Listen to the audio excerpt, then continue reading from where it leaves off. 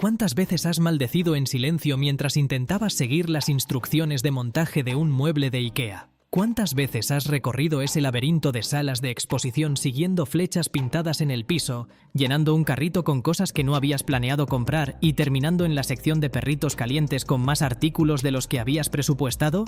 Todo eso, cada detalle de esa experiencia tan particular, fue diseñado con una intención precisa por un hombre que dejó la escuela a los 14 años, que creció en la Suecia rural de los años 30 con una dislexia que le dificultaba leer y que en algún momento de su vida adulta colaboró activamente con el movimiento nazifascista sueco, un pasado oscuro que él mismo reconoció décadas después. Esta es la historia de Ingvar Kamprad, el fundador de IKEA y uno de los empresarios más influyentes, contradictorios y fascinantes que el mundo de los negocios ha conocido jamás. Deja tu like, suscríbete y comparte. ¡Comencemos! Ingvar Feodor Kamprad nació el 30 de marzo de 1926 en Pieterid, una pequeña localidad rural en la provincia de Småland, al sur de Suecia. Su familia era modesta. Su padre, Feodor, gestionaba una pequeña finca llamada Elmtarid y su madre, Berta, criaba a los hijos con la austeridad característica de la región. Småland era históricamente una de las zonas más pobres de Suecia.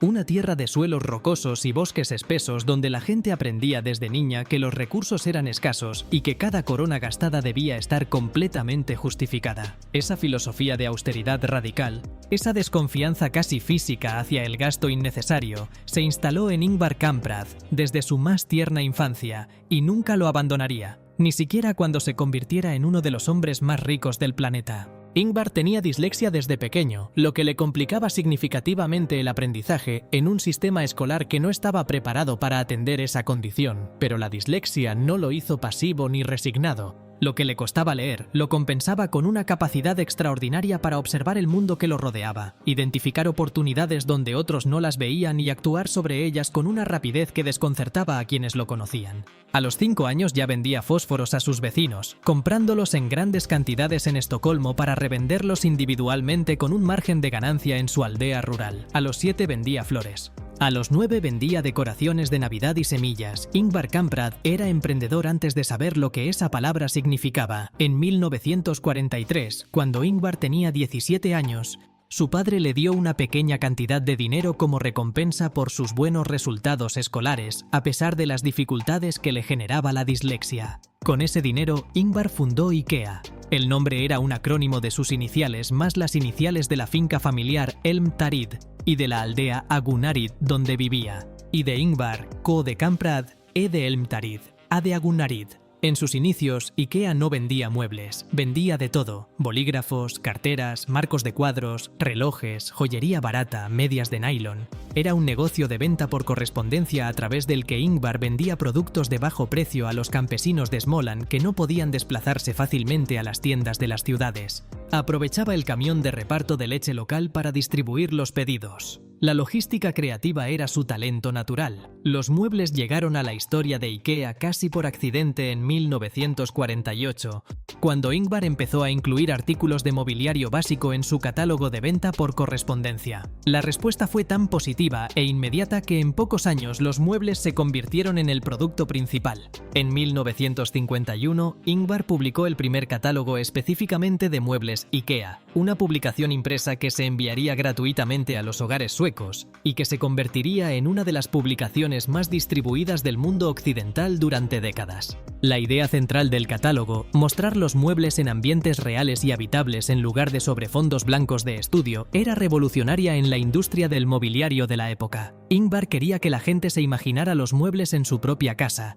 no en el espacio abstracto de una fotografía de producto. En 1958 abrió en Älmhult, la ciudad más cercana a su granja familiar, la primera tienda física de IKEA. Era un espacio enorme para los estándares suecos de la época. Diseñado con un principio que Ingvar había articulado con claridad total, el cliente tiene que poder tocar, sentarse, abrir cajones, probar la firmeza de los colchones. No se vende un mueble con solo una fotografía. Se vende cuando el cliente lo experimenta físicamente. Esa convicción moldeó completamente el modelo de las tiendas IKEA tal como las conocemos hoy. Grandes espacios de exposición que recrean habitaciones completas, donde el cliente camina por ambientes diseñados para inspirarlo a imaginar cómo serían esos mismos muebles en su propia vida. Deja tu like, suscríbete y comparte.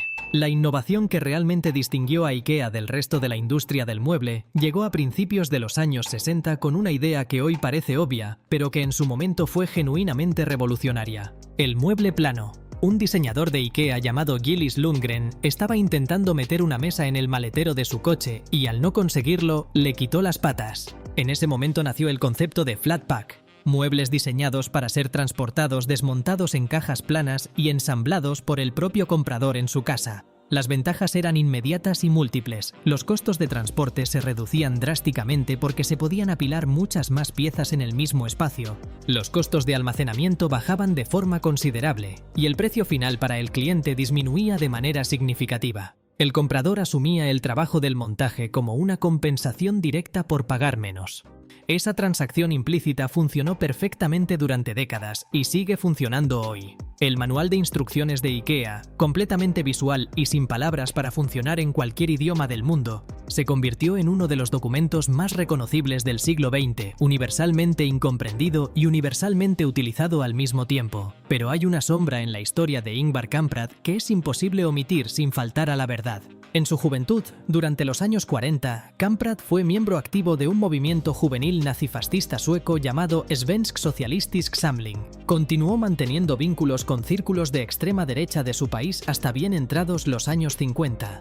Según documentos históricos que han sido investigados y publicados por el periodista sueco Elisabeth Osbrink en su libro sobre el fundador de IKEA. En 1994, cuando estos hechos comenzaron a circular con mayor amplitud, Kamprad los reconoció públicamente en una carta dirigida a los empleados de IKEA. Los llamó el mayor error de su vida, una expresión del mal juicio de un hombre joven en un contexto histórico específico. Muchos lo aceptaron como reconocimiento genuino, otros lo consideraron insuficiente. La tensión entre el genio empresarial de Kamprad y este pasado oscuro ha acompañado su legado desde entonces. IKEA se expandió a lo largo de las décadas siguientes con una consistencia y una disciplina que reflejaban perfectamente la personalidad de su fundador. Noruega en 1963, Dinamarca en 1969, Suiza en 1973, Alemania en 1974, Australia en 1975, Canadá en 1976, Austria en 1977, Países Bajos en 1979, Francia en 1981, Estados Unidos en 1985. Cada apertura era un evento esperado con genuina expectativa por los consumidores locales, porque IKEA llegaba con un modelo que nadie había visto. Muebles de calidad razonable a precios que cualquier familia de clase media podía permitirse, con un nivel de diseño escandinavo limpio y funcional que hacía que hasta los productos más económicos del catálogo tuvieran una estética coherente y agradable. IKEA democratizó el diseño de interiores de la misma manera que Zara democratizó la moda, tomando algo que hasta entonces había sido privilegio de pocos y poniéndolo al alcance de millones. La tienda misma, con su laberinto de salas ambientadas, su restaurante con albóndigas suecas y su zona de autoservicio en el sótano, era una experiencia diseñada hasta el último detalle para maximizar el tiempo que el cliente pasaba dentro y la cantidad de productos que terminaba llevándose sin haberlos planeado. Ingvar Kamprad era conocido en el mundo empresarial por una coherencia casi teatral entre sus valores declarados y su comportamiento personal. Viajaba en clase turista hasta bien entrados sus años de ancianidad multimillonaria. Compraba fruta y verdura en los mercados cuando bajaban los precios al final del día.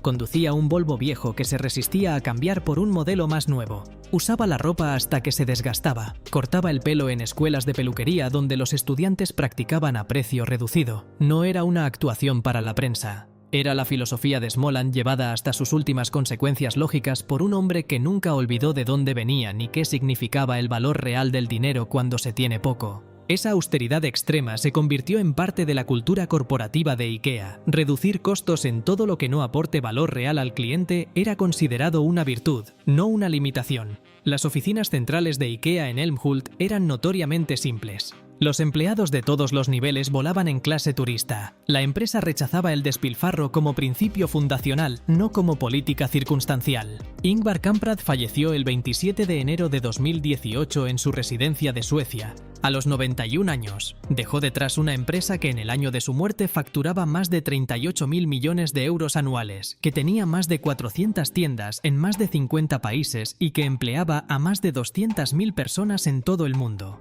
Dejó también una filosofía de negocio que continúa siendo estudiada en las mejores escuelas de negocios del mundo, que el mejor cliente del mundo es el que tiene poco dinero, porque si logras satisfacerlo a él, el resto viene solo, que el lujo verdadero no es lo caro sino lo bien diseñado, y que una empresa construida sobre la convicción de que el diseño debe ser accesible para todos puede cambiar la forma en que millones de familias viven, duermen, comen y se relacionan en sus hogares. Eso, para bien y para mal, fue Ingvar Kamprad, un hombre contradictorio, brillante, austero y visionario que empezó vendiendo fósforos en Småland y terminó poniendo muebles en cada rincón del planeta. Su historia no es perfecta, pero pocas historias de verdad lo son, y quizás esa imperfección es parte de lo que la hace tan genuinamente humana y tan difícil de olvidar. Deja tu like, suscríbete y comparte. Hasta la próxima.